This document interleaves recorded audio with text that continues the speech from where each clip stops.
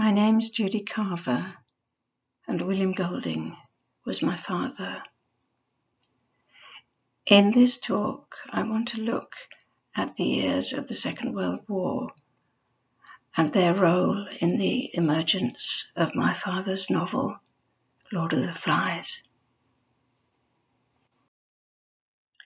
In April 1940, my father started work as a teacher at Bishop Wordsworth School, Salisbury, a school for boys, a fairly traditional school, a day school. His father and his brother were both teachers, and to him the world was a very familiar one and had been all his life. It's also there, the world of school is there in the background of Lord of the Flies and shapes the characters of many of the boys and also the divisions between them. There's also a quite surprising reference in the novel to being a schoolmaster, and you might look out for that because it's really quite interesting. It's often assumed that because of the children and their behaviour in Lord of the Flies, that my father didn't like children. That's not true. He liked children, and what's possibly more important in this context, he found them interesting. He wanted to understand them. He also remembered very clearly what it was like to be a small boy. There's a very splendid essay he wrote about it called Billy the Kid. He was always called Billy as a child. It's another question whether he was a good teacher.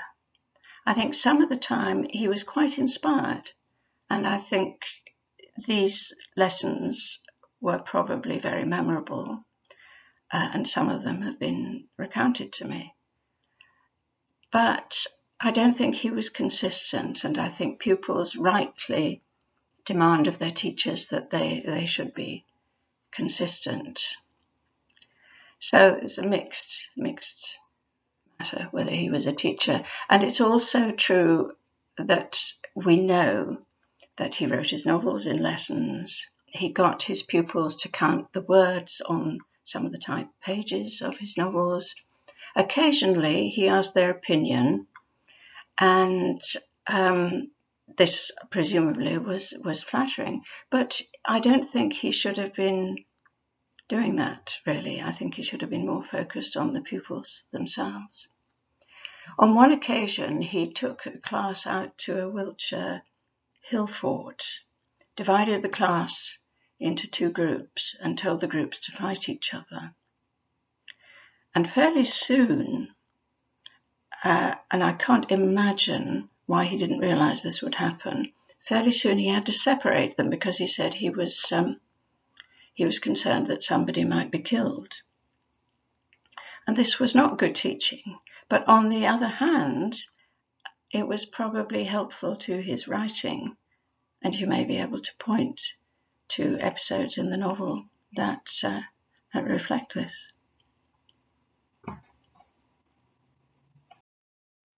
In September 1940, exactly a year after they got married, my parents had their first child, my brother David, and this is a photograph of him about 3 or 4 months later near their house in Bowerchalk. That's actually the church in the background. And you can see that my father is in the uniform of a naval rating. This is because in December 1940 he was called up and went into the Navy. By this time, of course, they were not just a couple, they were a family, and the experience of family life was always very intensely important to my father. And I think leaving his family to go in the Navy was something that frightened him, not just because he might be killed, but because he knew how important he was to his family. The importance of an individual as well, the preciousness of his child as well as his wife, was very forcibly in his mind, and the prospect of going away on his own among strangers, which he always hated anyway, and maybe being killed, was a very, very harsh moment, as for many people at that time, of course. During much of the war, my father was on active service in the Navy, but for a year he was seconded to a weapons research establishment called MD1, and this is a photograph of Churchill making a visit to it. And on the left of the picture, you can see Lord Cherwell, who headed up MD1. And on the extreme right, almost out of the picture, you can see my father with his wire cutters, which unfortunately they cut British wire, but they didn't work so well on German wire. And actually, I think he was not too distressed about this, because I don't know that he really wanted to be very good at the sorts of things they were doing. I think he must have been, as we would now say, conflicted. He remembered that some of his colleagues, whom he liked very much, I mean, he went off to the pub with these people, some of his colleagues, when they were making bombs, seriously suggested that it should be arranged that the bomb would first release fireworks, so that people would be looking up when the bomb was dropped and would therefore be killed more efficiently. And he always remembered this as an example of how successfully people dehumanize the enemy when they're doing the job of winning a war, which he always said was a just war if there ever was one. So it was a difficult situation for him. And finally, he asked if he could go back to active service. He didn't feel that he was really doing what was needed in this outfit. I should point out, you can just see Churchill in the middle there. You can see his cigar. He's in the middle of that group. This is a picture of my parents taken by my grandfather in the garden of 29 the Green. And my father is just about, it's October, the end of October 1944, and he's just about to go off on an operation where he was very nearly killed and was in fact reported missing. It was a dangerous, difficult operation. It was very, very bloody. Many, many people were killed. Lots of ships were lost. And he seems to have acted not only with decision and intelligence, but also with great courage. And he was in fact reported missing. And my mother, in the sort of haphazard way, never heard that he was not missing. The first she knew about him being alive was him walking in the door. So there's an example of the perils. I mean, they got away with it. He lived, and they had a happy life together, but it could have gone the other way. My father also realized on one of our sailing trips in Wild Rose, the boat you saw earlier, we sailed to Holland, to the place where he had been invading in this operation. And he realized that he must have killed, wounded Dutch civilians as well as the German soldiers. This and what he must have done in the D-Day operation, where he also was in command of a ship supporting the troops.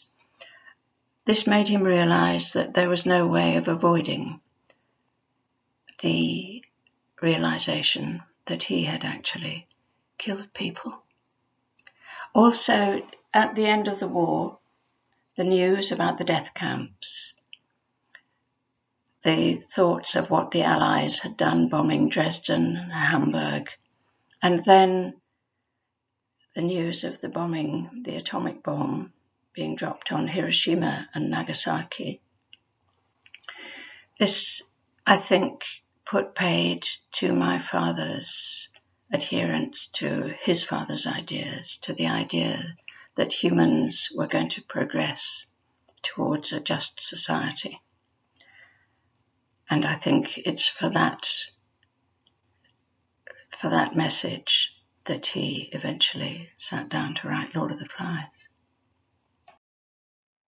Lord of the Flies begins with the evacuation of the children from the aftermath of an atomic war.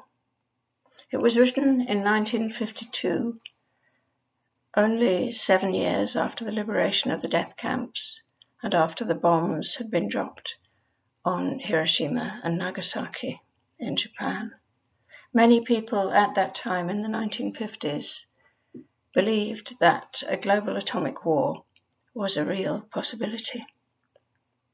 This photograph was taken in the garden at number 29, the Green again, and you can see my father on the left in his naval lieutenant's uniform with his big peak cap under his arm, and on the right is my grandfather, my brother, seated in the front, and next to him is my great-grandmother, then nearly 90, and she's holding a small white bundle, a baby, and that's me. So we can date this confidently to the end of July 1945, or possibly early August. Family legend gives a more precise date and says it was taken on the 6th of August 1945, Hiroshima Day. Whether or not that's true, I don't know. It's quite plausible. I think the point is the family wished to tell that story, wished to show these two images, the image of the happy family safely together after the tribulations of the war, sitting in the sunshine, and simultaneously the terrible flash of the nuclear explosion over the city of Hiroshima that brought such misery and destruction and death. For my father, the end of the war meant he could no longer believe in Alec's ideas of progress and the just society. He notes in an essay that many of the high-ranking Nazis had all the advantages Alec thought would lead to that good society. They were highly cultured people, they'd had a very good education, and yet the Nazi regime still resulted and still went for many years unchecked. So for him, the comprehensive defeat of Alec's ideas brought a new and rather desolate sense of reality. And I think it came for him with a great sense of grief at my grandfather's defeat, and possibly a sense almost of abandonment. And I think the children in their isolation on the island, their sense of abandonment eventually, the lack of adults, their helplessness, their need for rescue. I think some of this at least comes from his sense that he now lived in a world without the security of Alec's ideas. And I think for him that was a very bitter realization.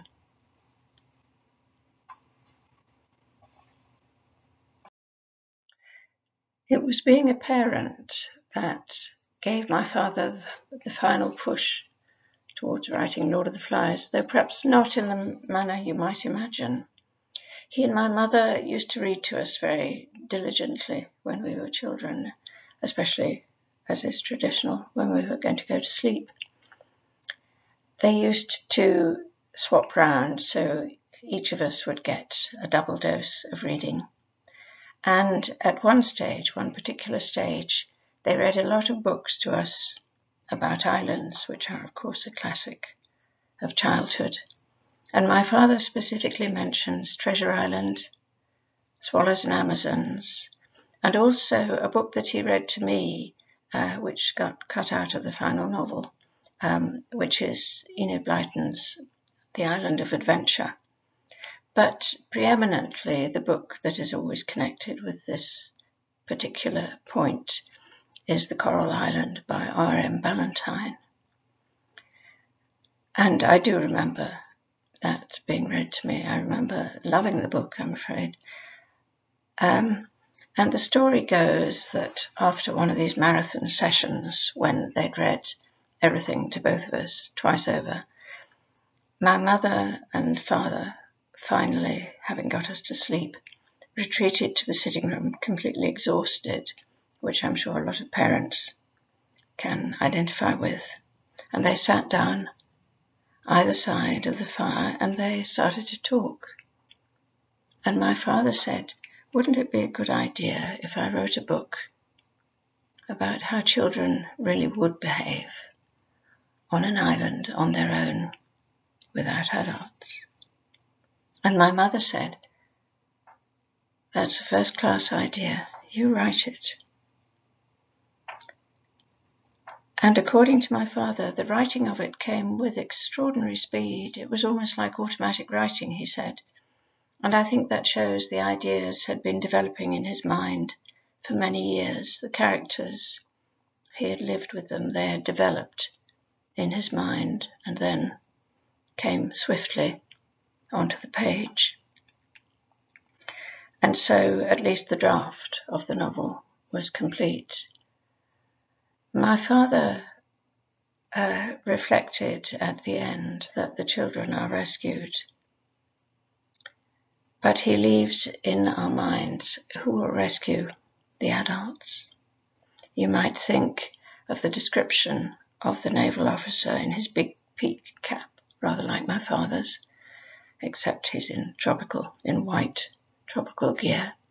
But he's very carefully described with his gold braid and his ornaments.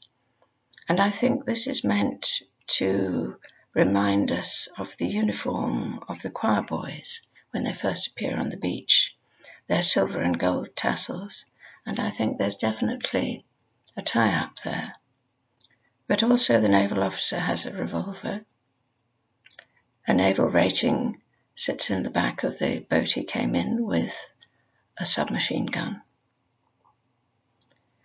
And the naval officer giving the children time, as he says in a revealing phrase of its very much of its period, giving them time to pull themselves together. He looks with satisfaction at the trim cruiser out in the bay. Presumably, that's armed with nuclear weapons. I mean, he was fighting an atomic war.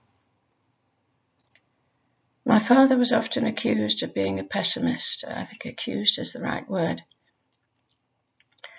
And he always denied this accusation. He pointed out that both Piggy and Simon are very good characters and almost unreasonably, both of them, unreasonably brave in standing up to what they see as mistaken and disastrous authority. Also, I think you can see that the first attempt at democracy at the beginning of the book is an optimistic portrayal. But for my father in 1952, what might seem to us pessimistic looked to him like fairly bleak realism.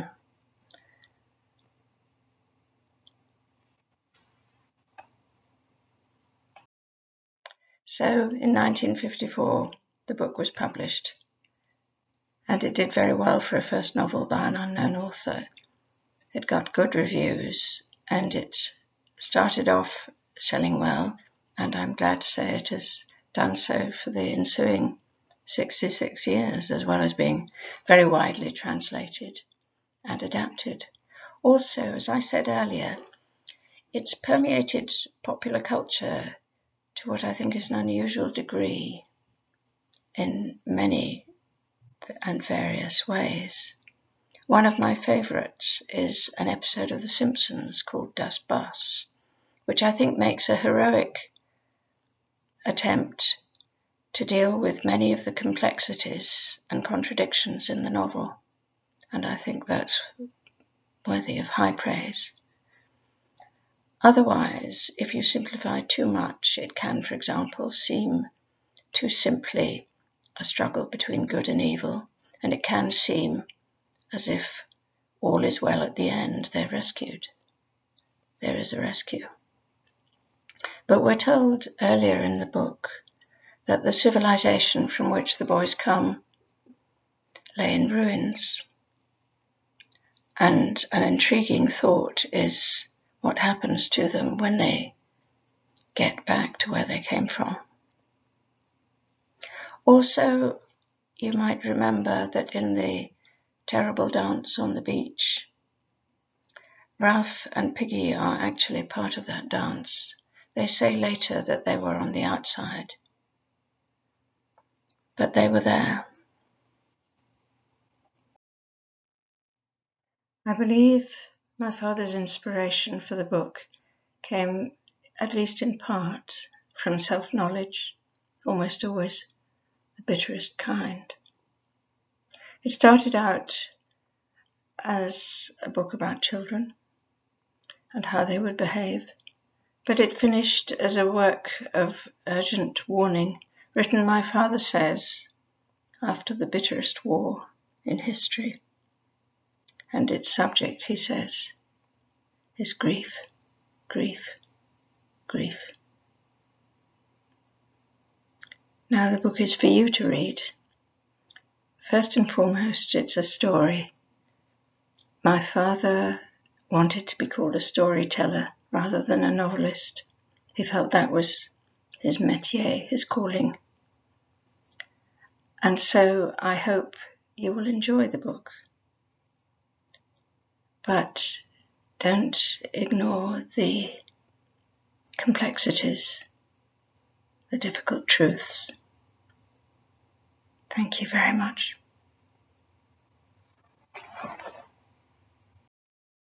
This is a photograph of my father taken at his home in Cornwall about 2 years before he died, and I put it here as a kind of farewell, and also because I think it's a lovely picture.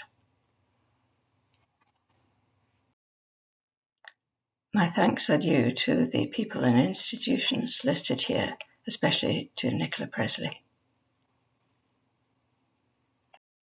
This is the address of our website, which contains quite a lot of information about my father and about Lord of the Flies, but also about his other novels.